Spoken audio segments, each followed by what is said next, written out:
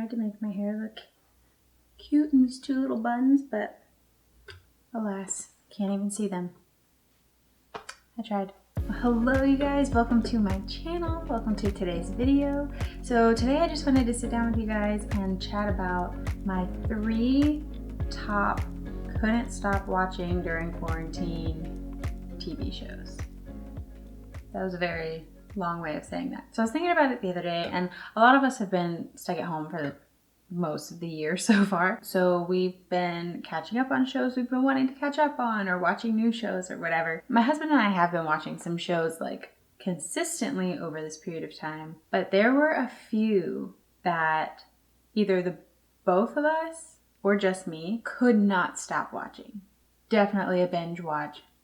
Had to finish the season, the series, the whatever it was, and just could not stop watching them. So I came up with my top 3 and I wanted to share them with you guys. I'm actually thinking about doing like once a month, doing a top 3 of fill in the blank here, just of different things. So give this video a thumbs up if you would like to see that, and let me know in the comments what would you like to see a top 3 on, because I think that would be a lot of fun, and I've already come up with a lot of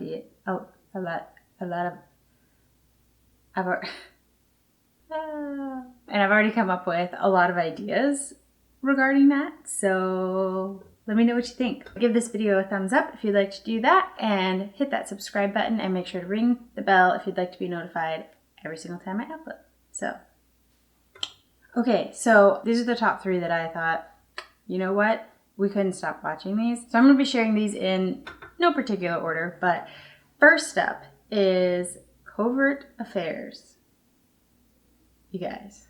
So I actually watched this show back in high school when it aired. It was on, I think, from 2010 to 2014. My sister and I watched it and we really loved it. And then life happened and I quit watching it and all that stuff. Fast forward to now, my husband and I found it back in like January or something. We were scrolling through Prime Video and I saw it and I was like, oh my gosh, I used to love that show. I don't remember much about it, but I do remember that I loved it, and let's watch it. So we started watching it on Prime, and then Prime did their whole thing where sometimes a show or a movie is free and then all of a sudden it'll switch to you have to rent or buy it. So that happened when we got into season 2, and we were like, no, we're already paying for Prime, so we're not going to rent or buy this. So we just quit watching it. We were kind of bummed out, and we'd check back every now and then. Well, then we got Peacock because of Psych the movie too. So we got Peacock, and it's on Peacock, you guys. So I got super excited. My husband got super excited. We had a friend staying with us at the time. She had gotten into the show, so she got excited. So then the 3 of us together watched the rest of Covert Affairs, and we could not stop watching this show. Anyway, I haven't even told you what it's about yet. I've just rambled about how we got to watch it. So anyway, the premise of the show, it revolves around the CIA, but the main character is a CIA operative named Annie Walker.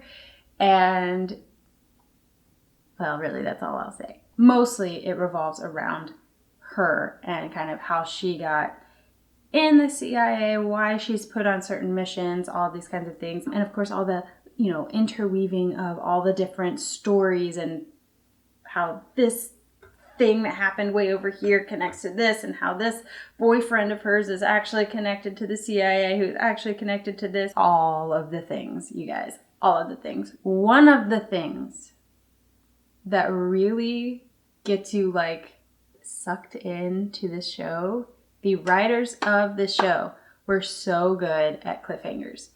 Oh my goodness. You have to watch another episode. You have to know what's going to happen next. Oh my goodness. What in the world's going to happen next week? Or in our case, because we can stream it, what's going to happen in the next 5 minutes when we're going to watch the next episode. So yes, they were so good at cliffhangers. I feel like the storyline's pretty good. Some of it, it's like a little unrealistic. Like she wears heels everywhere and you're like, why are you on a mission in a foreign country where you're probably going to have to run and chase somebody, but you're wearing heels? Like that doesn't make much sense. So, apart from that, it was a really good show. I will mention though, kind of a downside to this show was, I don't know if they switched writers, like either changed them completely or just added new writers, or I don't know what happened in like the 4th and 5th season, primarily the 5th season, but just definitely some things you were like, that's not necessary. And there's just a lot of sleeping around. I mean, kind of trickles throughout the show, but especially in the last season, you're like, but why though? So we would just kind of be like, okay, fast forward through that scene, Like, I don't need to sit here and watch that. I thought I'd just throw that out there because, you know, I am trying to be kind of a family-friendly situation over here. So we were a little bit bummed out that it felt like it was just a little excessive in the last season. But apart from that, oh my goodness, we could not stop watching this show. Such good cliffhangers. Just saying. Okay. I will move on. Total switcheroo from CIA operatives running all over the world, chasing bad guys and things blowing up. Totally different from that. Britain's Best Home Cook. You guys.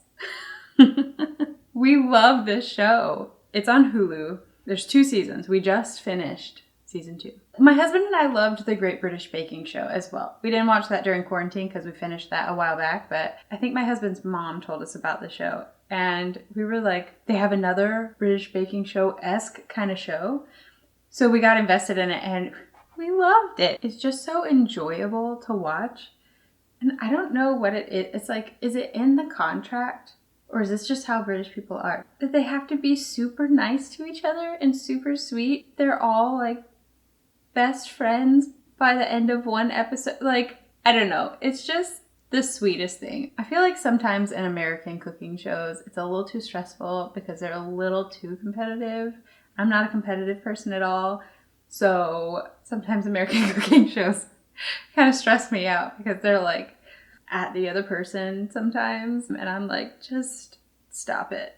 Just cook your food, you know? I don't know why the British Baking Show and Britain's Best Home Cook are not like that, but I love that about them. And they're just so like clean and refreshing and enjoyable to watch. Just like any cooking show or baking show or anything, you have to watch it like just having eaten food or while you're eating food, because otherwise you're just going to be hungry, because they come up with some pretty amazing things. But yes, so that one where we were just like, we need something that's not going to be stressful. It was Britain's Best Home Cook. Love that show.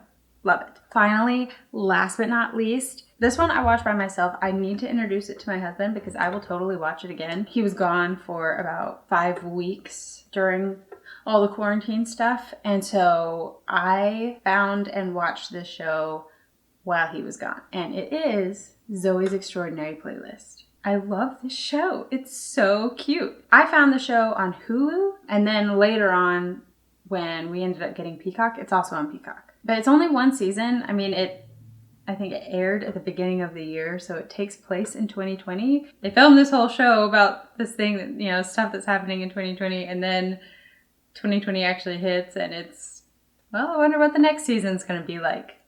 So, but I love it. It's so interesting. When you look at it in terms of like the aesthetic and everything, it's very colorful. The way that they edit the color and all of that, it almost feels like it's like real life, but almost not. It reminds me of Pushing Daisies in that way, which is another longtime favorite of mine. But anyway, so the premise of this show is that this girl, Zoe, through a series of events, I won't tell you exactly how it all happens because I don't want to give things away, ends up being able to hear what people are thinking, like what's really going on inside people, but through song, which I personally love. So the show is like, kind of turns into a musical multiple times in every episode, and I love that aspect. The other thing that really pulled me into this show and like kept my attention, well, one, I wasn't going to say this because I didn't think of it till just now. They are also very good at cliffhangers. At the end of every episode, it finishes, and I'm like, no, but what happens next? Yes, good at cliffhangers. But their storytelling is so good. And like the way that it kind of takes you through Zoe's journey and experience of when all of this kind of happens to her and she hears what people are thinking, she starts to see people may be one way on the outside, but on the inside, this is really what they're going through. This is really what they're feeling. And she starts to learn how to really empathize with people and really have compassion for people in a way that she didn't before. She realized she'd been so wrapped up in her world and in everything that was going on with her that she hadn't been paying attention to the people around her. I just love the way that they tell that story and the way that they convey that. I think it's really beautiful and it's really captivating. And it deals with some really hard issues. Like her dad's really sick throughout the show, so it shows her having to walk through that and walk through grief and like walk through like all these different things that are going on. When I watch it, I feel like I just forgot I was watching a TV show, and it was like somehow I'm just watching somebody live their life.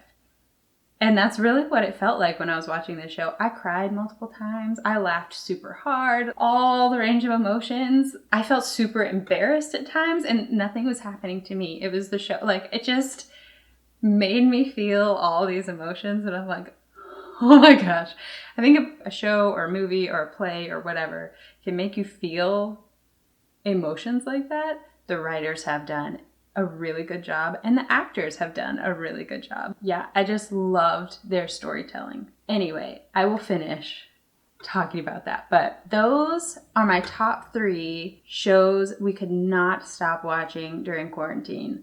Oh my gosh. So I'm a little sad they're over, and I kind of want to watch Zoe's Extraordinary Playlist and introduce it to my husband and watch it all over again. So that would be exciting. That's it for today. I love you guys. If you want to hang out with me outside of YouTube, you can find me on Instagram at everyday.amymay. Again, let me know if you'd like to see more of these videos because I have a lot more ideas up my sleeve. So I love you guys and I'll see you in the next one. Also, talking about TV shows that I've watched all the way through and I love. Gilmore Girls. Love that show. That one's for you, Julie. For you.